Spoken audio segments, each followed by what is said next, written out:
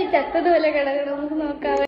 ആ അതാ എന്താ എന്റെ മുത്തശ്ശി ചത്തതുപോലെ കിടക്കണം, നമുക്ക് നോക്കാവേ. ഒരു അടിയന്തര പ്രശ്നമുണ്ട്, ചിലപ്പോ ഒരു കയ്യാങ്കളിയൊക്കെ വേണ്ടി വന്നേക്കും, വൈകരുത്.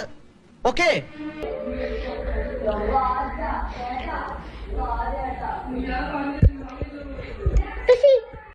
കണ്ണന്തിരികളെ കാണിക്കാടേ.